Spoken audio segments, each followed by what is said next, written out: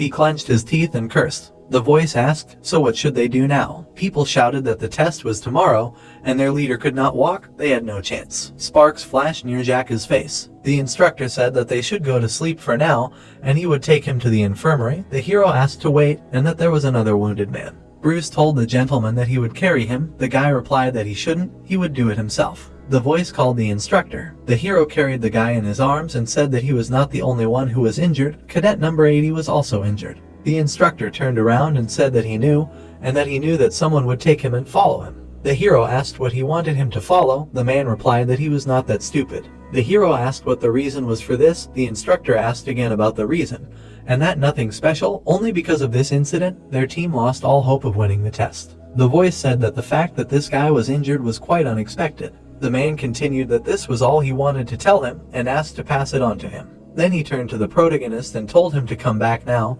and if he knew that cadets are forbidden to leave the dorm at night. Ash replied that he certainly did. The voice said that he should learn to use his gums if he had no teeth. The protagonist bowed. After a moment, he looked up and thought, wait, what did he just say? The guy looked at the moon and wondered if he meant that this happened to the other groups. The hero continued to think that he thought that this was just a loophole in the testing method, but it was not. Ash realized that it was obvious that there was a hidden agenda in the second test. He looked down. There were ants running around his leg. Looking at them, the hero thought that by eliminating the team leader, they were trying to make it easier to defeat this team in tomorrow's test. The guy's eyes widened sharply and thought to wait. Then he continued to think that this is why the four groups were doomed to fight each other. It was all planned from the beginning to justify the secret attacks. Ash smirked and thought that they really were acting like a demonic cult. Well, if that was the case, then he did not need to burden himself with rules. The voice in the room was saying that it was bad.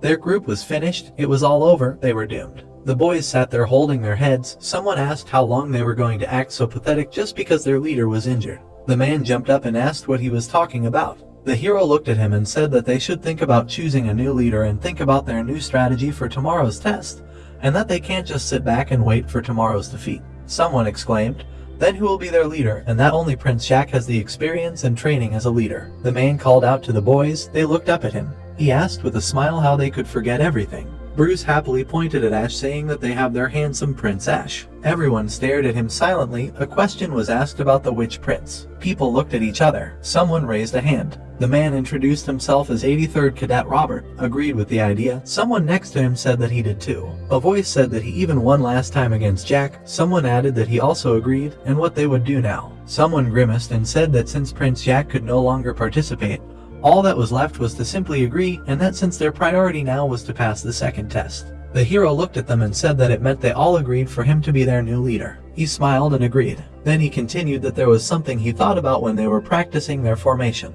Midnight. Dormitory of Group B. Light penetrated into the dark room. Someone carefully closed the door. The man mentally told Nano that night vision mode. Nano replied that night vision mode was activated by the user's command. The guy's eyes lit up and he exhaled. The man suddenly jumped up. His hand touched the floor. The masked man sat on a platform. His mind flashed that he entered through the open door to the 7th bedroom and asked Nano if there was anyone awake. The voice replied that it was scanning the interior of the room. All 20 people in the room were asleep. He crouched down and replied that they had finally all fallen asleep. He jumped out of the high window. The voice asked Nano if there was a person in this room who had attacked Jack. The machine replied that it had scanned 20 people and compared their body heights with the masked attacker. No matches were found. The hero flexed his fingers and thought, well, it doesn't matter. Lightning flashed near the guy's head. The magic was near other people too. Looking at the guy, his mind flashed that he was the leader of the group. The man suddenly jumped up and exclaimed that Ash's eyes widened. A moment later, the magic was near the guy's face. Foam came out of the man's mouth. Ash thought he could sense his presence. His senses were quite keen, as expected of the leader of the group.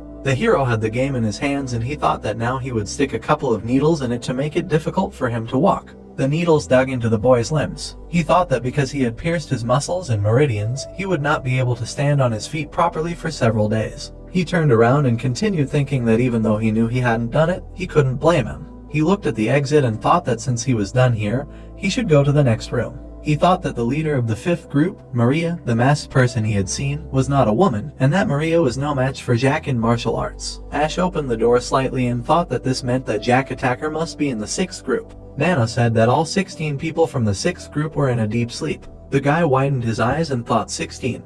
He continued the thought that there were only 20 people in the 6th group. If you take into account the 3 girls, it turns out that one guy was missing. Then he asked Nano if there was anyone similar to the man in the mask. The machine answered that no matches were found. Ash thought that so, the person who is not here is most likely the attacker. He clenched his hand into a fist and continued the thought that if he was on the 1st floor, he would have certainly noticed him, and what should he do now? The protagonist stopped and flashed through his thoughts, although what is he thinking about? There are no rules that allow you to attack only the leaders of the group.